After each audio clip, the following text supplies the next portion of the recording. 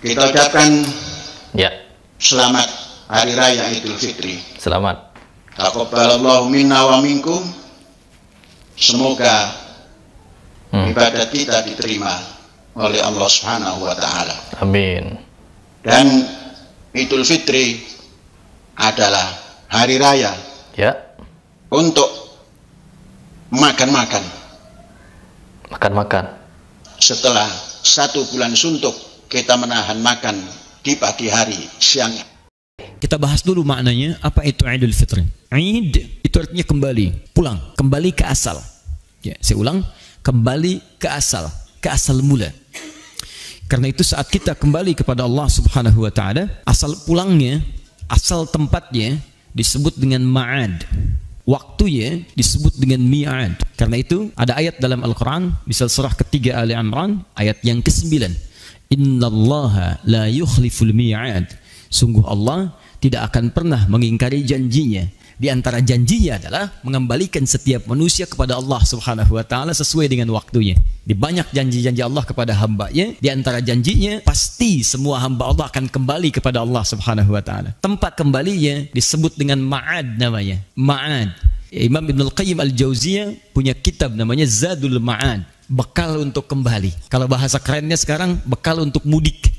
Kalau antum sekarang sedang persiapan mudik, ingat, mudik dalam pengertian kita nanti akan terbagi pada 2 bagian. Mudik pada kampung halaman di dunia, mudik pada kampung halaman di akhirat kelak. Hati-hati, kalau mudik dalam urusan dunia saja, Anda begitu persiapkan luar biasa. Bahkan kami pernah mengecek tiket kereta api saja, itu sebelum Ramadan, sebulan sebelum Ramadan, sudah habis, sudah bayangkan. Sebulan sebelum Ramadan. Dan luar biasanya, bulan Ramadan itu disiapkan mencari bekal untuk mudik dengan persiapan tiket yang sudah ada. Di Ramadannya mencari bekal untuk mudik dan ditata tuh 10 hari pertama sekian, 20 hari pertama sekian, tanggal pulangnya udah ditentukan. Ya, seminggu sebelum Ramadan, sebelum Lebaran pulang. Sepekan tuh udah disiapkan. Bahkan motornya udah ditata gitu kan. Baik, sebagian mulai diperluas lagi. Ada yang ditambah pelepah pisang ujungnya gitu kan. Ada yang ditulisin, ada yang macam-macam, diboncengin, segala rupa dimasukin. Saya sering katakan, motornya kadang-kadang bebek tapi bekalnya singa gitu kan. Wah, naik 1 2 3 dan seterusnya. Dan semua ditulisin, aku pulang dan sebagainya. Itu ma'ad, tempat untuk pulang, disiapkan betul.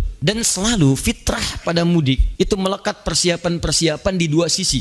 Persiapan yang akan pulang dan persiapan yang akan dikunjungi di tempat pulang. Silakan Anda cek. Setiap yang akan pulang, dia akan siapkan semua bekalnya, persiapan siapa yang pulang, bagaimana keadaannya, dan uniknya, ini yang paling unik, hebatnya, orang yang merasa bekalnya kurang, dia tidak siap pulang, bahkan tidak pulang. Kami pernah tanyakan pada seseorang ketika masih ada di lingkungan dia tinggal dan belum kembali ke kampung halaman, kenapa Anda nggak mudik, Mas? Nggak ada bekal, Ustaz. Nggak ada bekal, takut pulang. Nggak ada bekal, tidak berani pulang. Tidak ada bekal, tidak punya kesempatan untuk pulang. Masya Allah, hebatnya yang punya kesempatan, yang punya bekal, kemudian dia dengan bangganya menghubungi ke tempat yang akan dituju, dia katakan, aku akan pulang. Maka yang di sana karena tahu dia akan pulang, maka disiap-siapkanlah segalanya dengan sangat luar biasa. Ditunggu tanggal pastinya, rumahnya dicet-cet, disiapkan segalanya, melimpah makanannya, segalanya ada ditata dengan rapi, dan hebatnya dari hal-hal yang tidak ada pun diada-adakan, yang tak terbayang sebelumnya. Silahkan cek jenis-jenis makanan, makanan kering, makanan basah, makanan yang berbeda antara isi dengan luarnya, ya kan? Ya lutur, luarnya kongguan, dalamnya rangginang, ya kan? Wah, ada macam-macam lah. Itu pun juga, ya keluarganya beda-beda ya. Di kongguan ada ibu dengan beberapa anaknya, suaminya nggak ada kan? Ditemukan di kaleng yang lainnya, macam-macam lah. Kaleng tuh kumpul.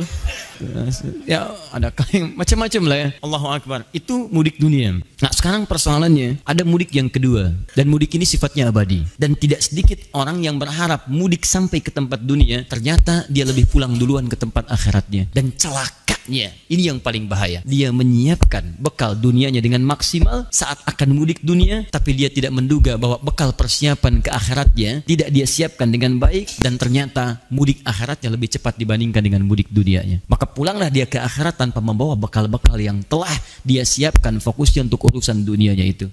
Ini yang paling berbahaya. Karena itulah bertakwalah kepada Allah Subhanahu wa taala. Saat kita menyiapkan bekal selama Ramadan ini, maka ketahuilah Allah telah mempersiapkan para penghuni-penghuni surga untuk menyambut kita saat kembali kepada Allah Subhanahu wa taala. Kita puasa untuk mendapatkan takwa, maka saat itulah kemudian surga disiapkan bagi orang-orang takwa. Silakan Anda cek dalam Al-Qur'an. Umumnya setiap muncul kalimat surga itu selalu dilekatkan dengan kalimat takwa atau amalan-amalan takwa. Silakan cek. teman-teman sekalian. Kita lihat misalnya Quran surah ketiga ayat 133. Wasari'u ila maghfiratin min rabbikum wa jannatin arduha as-samawati wal ardu u'iddat lil muttaqin. Bersegera Anda introspeksi diri, bermuhasabah, istighfar, dan berharaplah Anda mendapatkan surga. Bisa masuk ke surga yang luasnya seluas langit dan bumi. Kami siapkan untuk orang takwa. Quran surah 51 ayat 15 sampai dengan bahkan 23-nya. Innal muttaqina fi jannatin wa uyun. Orang-orang takwa itu kami akan tempatkan di taman-taman surga. Orang takwa melekat. Inna lil muttaqina mafaza hadaiqa wa anaba. Sungguh bagi orang-orang takwa ada keberuntungan yang besar. Dia akan mendapatkan taman-taman di surga yang sangat indah. Selalu takwa surga, takwa surga. Kalau enggak disebutkan takwanya, disebutkan amalannya. Orang takwa itu kan amal soleh amalannya. Silahkan cek. Setiap ada kalimat takwa, setelahnya pasti amal soleh. Dzalikal kitabul la raiba fihi hudal lil muttaqin. Siapa muttaqin itu? Yang beramal soleh. Alladzina yu'minuna bil ghaib wa yuqimunas shalah. Salat amal soleh. Wa mimma razaqnahum yunfiqun. Setiap ada kalimat iman, setelahnya amal soleh. Quran surah 103. Wal 'asr innal insana lafi khusr illa alladzina amanu wa 'amilus shalihat. Rinciannya salat, rinciannya zakat, rinciannya infak, rinciannya puasa, dan sebagainya. Dan berita baiknya, ayat puasa itu diakhiri dengan kalimat takwa. Tujuan kita puasa untuk takwa. Quran surah kedua ayat 183. Ya ayyuhalladzina amanu kutiba alaikumusiyam kama kutiba alal ladzina min qablikum la'allakum tattaqun. Jadi saat kita Ramadan ini, ternyata Allah sedang melatih kita sebagai penghuni surga insyaallah. Jadi wajar kalau Nabi katakan semua umatku akan ke surga. Semua umat Nabi kata Nabi akan ke surga. Tapi belum selesai hadisnya. Illa man aba. Kecuali yang gak pengen. Jadi kalau ada yang tidak ke surga, bukan Allah yang tidak kasih, dianya yang gak pengen. Itu masalahnya. Karena itu kita kembalikan Id, makna yang pertama adalah kembali kepada asal sesuatu. Dalam turunan ini, asal kita pun dari Allah, maka kita akan kembali kepada Allah Subhanahu wa taala. Itu kalau kalimat Idnya berdiri sendiri. Sekarang apa yang dimaksud dalam kalimat Id di sini? Di awal Syawal dan tahun ini 1439 Hijrah, kalimat Idnya disandingkan dengan kalimat fitron, maka jadilah kemudian kalimatnya satu rangkaian disebut dengan Idul Fitr. Idul Fitr. Bismillah. Idul Fitr. Alhamdulillah.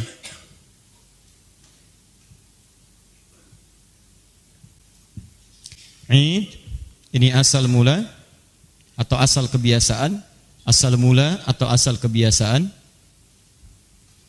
Tahan. Al-fitrah, ini yang harus Anda hati-hati. Al-fitrah itu punya dua makna utama, punya dua cabang makna utama. Satu, mohon izin saya agak lambatkan sedikit bahasannya. Fitrun yang pertama itu bisa seakar dengan kata futur. Dari fatara yafturu atau aftara yuftiru. Seakar dengan kata futur. Awas, ini sangat penting sekali. Yang berarti makan atau menu pertama yang dikonsumsi. Jadi awal makanan kita yang pertama kali dimakan itu dalam bahasa Arab disebut dengan futur. Baik. Hal aftartum, sudah sarapan belum? Jadi kalau sudah ada futur, fatara itu artinya awal makanan yang dikonsumsi. Makanya ada istilah iftar kan? Iftar, apa artinya iftar? Bukan buka. Iftar itu asal katanya bukan buka, awal makanan yang dikonsumsi. Di orang puasa tentunya puasa pertama kali makan itu yang dia makan. Makanya disebut iftar. Makanan pertama yang dia konsumsi disebut dengan iftar. Seterusnya wajbah, asya dan sebagainya. Ya, makanan pokoknya dan seterusnya. Di pertama kali yang dimakan itu iftar namanya, futur. Sama dengan antum, kalau di luar puasa kan pertama kali sarapan, ya makan A, makan B dan sebagainya. Cuman kemudian awal makan itu dipindahkan setelah ditahan-tahan, maghrib makan, disebutlah dengan kalimat iftar. Seakar dengan ini, fitur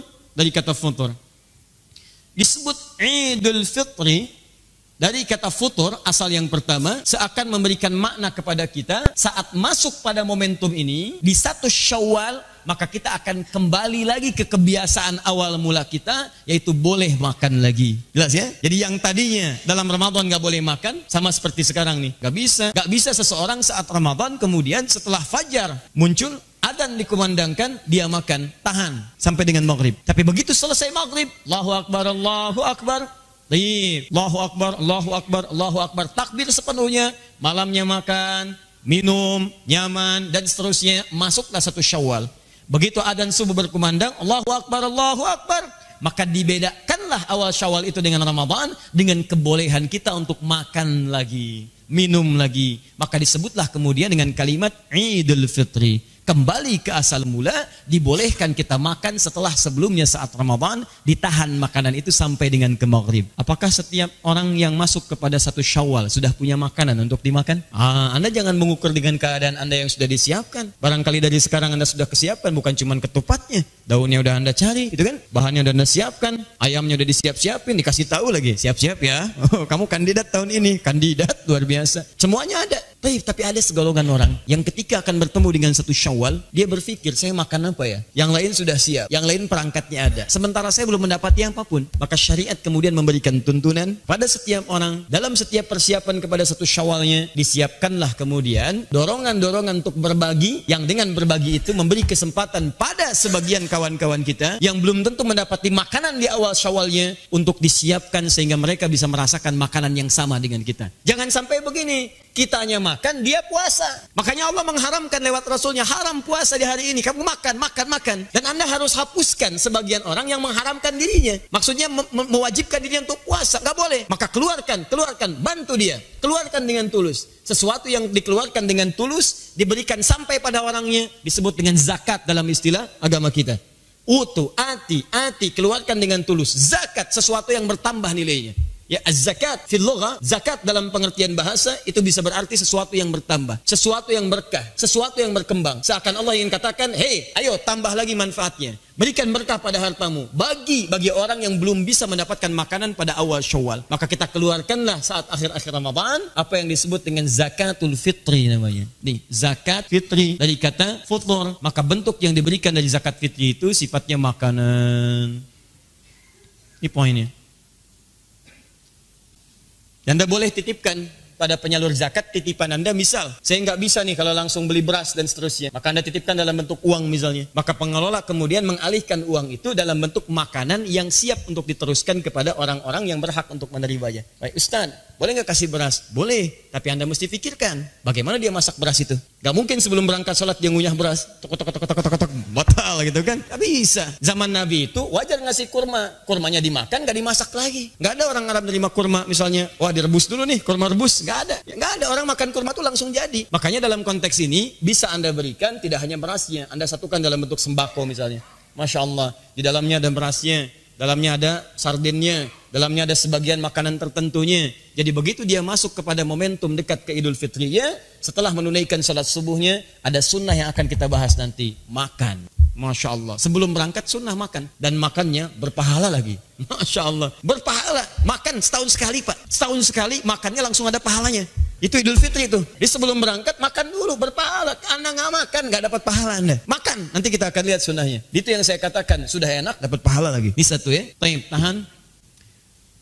Saya agak pelan-pelan. Jadi kalau saya lebih mengarahkan zakat fitri itu, kalimatnya menggunakan fitri diarahkan kepada bentuk makanan. Walaupun dititipkan dalam bentuk uang, tetap kemudian dialih fungsikan kepada makanan. Karena pokok esensi dari zakat fitri itu memberikan makan. Ingat, bukan bekal yang lain. Kalau yang lain silakan titipkan lewat infak, zakat mal. Boleh. Jadi nanti zakat mal satukan dengan misalnya sembakonya, kemudian berikan kepada yang berhak. Jadi dia punya untuk makanannya, punya untuk yang lainnya juga. Tapi jangan menukarkan fungsinya. Hati-hati. Ya, hati-hati. Anda kasihkan uang, dia belikan rokok nanti, kan? Atau beli pulsa. Gak apa-apa Ustaz, 8 gak ada masalah. Yang penting pulsa ada. Allahu Akbar. Hari ini handsome tidak penting, yang penting handphone. Nah, itu yang repot. Catat nih. 2. Fitri juga bisa seakar dengan kata fitrah. Fitratun. Fitrah. Saya agak pelan-pelan ya. Fitri juga seakar dengan kata fitrah. Atau apa itu fitrah? Fitrah itu punya dua arti. Dan ini esensi yang paling utama yang akan kita coba uraikan. Dan ini sangat erat kaitannya dengan Ramadan. Kalau yang tadi aspek fisikal, jadi secara fisik kita kembali makan. Ini yang kedua yang metafisik. Dan ini yang sebetulnya lebih dituntut dalam keadaan kita saat latihan Ramadan. Fitrah itu punya dua arti.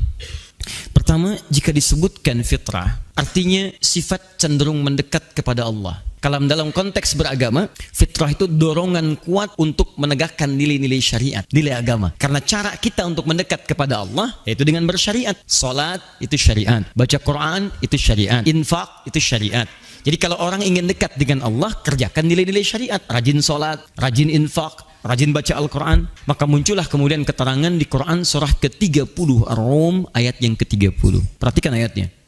Fa'aqim wajhaka lid-dini hanifa. Fa'aqim wajhaka lid-dini hanifa. Perhatikan baik-baik. Kalimat awal ayat ini dibuka dengan huruf fa, sesuatu yang menunjuk dengan cepat, makna cepat.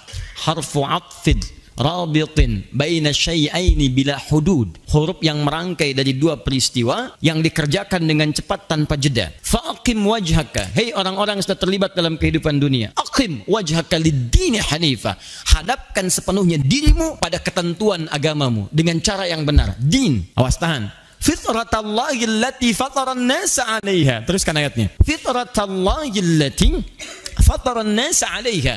Itulah fitrah yang telah Allah tetapkan bagi setiap manusia, bagi semua manusia.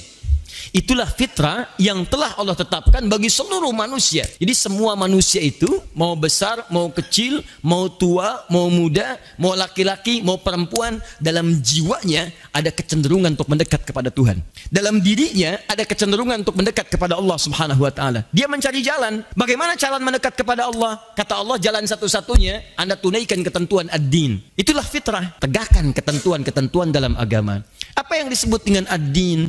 Ditafsir di Quran surah ketiga Ali Imran ayat ke-19. Inna dina indallahil Islam. Sungguh yang disebut dengan din yang diridhai oleh Allah Subhanahu wa taala itu adalah al-Islam. Jadi, tahan sebentar pelan-pelan. Kalau ada orang yang ingin mengembalikan dirinya kepada fitrahnya, ingin merasa dekat dengan Allah Subhanahu wa taala, maka dia harus mau memenuhi ketentuan-ketentuan dalam Islam. Saya buat bagannya supaya lebih terpahami dengan baik. Fitrah, kecenderungan dekat dengan Allah. Cara untuk mendekat kepada Allah, tegakkan ketentuan ad-din dalam agama kita.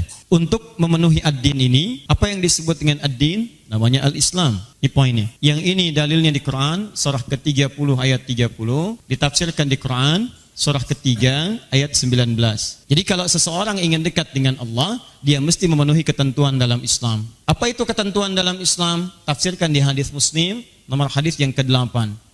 Imam An-Nawawi menyebutkan dalam Al-Arba'in nomor hadis yang kedua, riwayat Umar bin Khattab radhiyallahu taala anhu. Ditanyalah kemudian Nabi sallallahu alaihi wasallam oleh malaikat, "Mal Islam?" Di hadis itu. Apa pokok-pokok keislaman? Satu, antasyhadu anna ilaha illallah wa anna Muhammadar Rasulullah. Syarat pertama engkau syahadat dulu. Akui tidak ada Tuhan selain Allah dan Nabi Muhammad utusan Allah. Komitmen untuk menyembah Allah. Bagaimana caranya? Hati-hati. Gimana caranya? Dua, wa tuqimas salat, wa tu'tiyaz zakat, wa tasuma Ramadan, puasa Ramadan, Masya Allah. Kemudian yang terakhir, wa tahujjal baita in istata'ta ilaihi sabila. Kamu tunaikan haji plus umrahnya dan siapkan diri untuk mampu menunaikan itu. Berdoa kepada Allah Subhanahu wa taala. Baik dalam keadaan lampu nyala, lampu gelap, gitu kan? Mohon kepada Allah Subhanahu wa taala. Minimal nyala dia, kan? Naik sini. Fokus. Jadi kalau Anda ingin dekat dengan Allah Subhanahu wa taala, Anda tunaikan ketentuan-ketentuan dalam Islam. Apa di antaranya? Ini yang pokok. Ada salat, ada zakat, ada puasa, ada kemudian haji, umrah dan turunan-turunan lainnya. Jadi ketika Anda diperintahkan untuk mengerjakan ibadah-ibadah ini, teman-teman sekalian, maka sesungguhnya ibadah ini mampu mengantarkan kita dekat dengan Allah Subhanahu wa taala. Kedekatan kita dengan Allah itulah yang disebut dengan fitrah. Nah, apa kaitan dengan Ramadan? Ternyata Masya Allah, ketika diperintahkan puasa Ramadan ini, puasa Ramadan adalah di antara amalan yang menghimpun berbagai jenis ibadah dalam Islam yang membuat kita lebih dekat dengan Allah Subhanahu wa taala. Silakan Anda cek, bukankah dalam Ramadan menghimpun banyak sholat? Anda di luar Ramadan belum tentu mengerjakan sholat sunnah, tapi saat Ramadan hampir semua jenis sholat sunnah kita bisa tunaikan. Silakan evaluasi dari hari pertama sampai hari 29. Demi Allah saya katakan, Anda pasti akan mengalami peningkatan dalam perihal sholat yang dikerjakan. Rawatib minimal akan dikerjakan. Malamnya mengerjakan tarawih. Kalau di luar Ramadan kan itu sama dengan qiyamul lail, sama dengan tahajud. Tapi Anda kerjakan saat Ramadan, silahkan cek. Bahkan kalau ketinggalan bisa gelisah kita. Jenis zakat, zakat yang wajib. Zakat itu wajib. Sunnahnya ada infak, ada sedekah. Di luar Ramadan, Anda kejar zakat. Saat Ramadan bukan cuma zakat, infak maju. Sedekah berkembang. Silahkan cek. Bahkan kotak al-ihsan nambah tuh. Di luar Ramadan 1 juta. Ramadan 3 juta, 4 juta. Masya Allah. Penceramah nggak datang udah khawatir nih. Aduh, kotak macet. Tengah-tengah tuh. Itikaf naik 10 juta dan sebagainya. Itu luar biasa. Jadi berkembang lagi. Silahkan. Apa yang tidak meningkat saat Ramadan? Hampir semua amalan naik.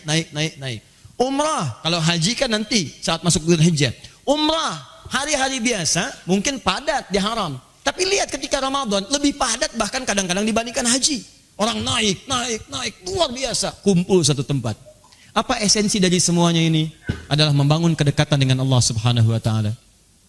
Jadi kalau kita kemudian arahkan kepada kalimat Idul Fitri dengan kata fitrah, id artinya kembali ke asal mula. Asal seseorang itu dekat dengan Allah Subhanahu wa Ta'ala.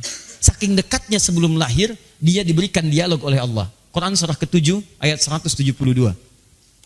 Wa idh akhadha rabbuka min bani adama min zuhurihim awas dzurriyyatahum wa ashhadahum ala anfusihim alastu bi rabbikum qalu bala syahidna. Dan ingat ya, pelajari ya kata Allah, saat kami mengambil perjanjian, Rabbmu, Tuhanmu mengambil perjanjian dengan setiap anak cucu Adam. Diberikan dialog di perut ibundanya sebelum terlahir. Dikatakan, apakah kamu siap menjadikan aku sebagai Rabb, perawat kamu, pelindung kamu, yang menyembuhkan saat sakit, yang memberikan ampunan saat kamu banyak berdosa, yang memaafkan saat kamu salah, yang memberikan segalanya yang kamu butuhkan sepanjang mendekat kepadaku. Maka kita tidak ada pilihan mengatakan bala. Bala itu artinya siap tanpa alasan apapun. Syahidna, saya siap menunaikan itu semua. Saya siap beribadah. Saya siap menjadikan engkau sebagai Tuhan.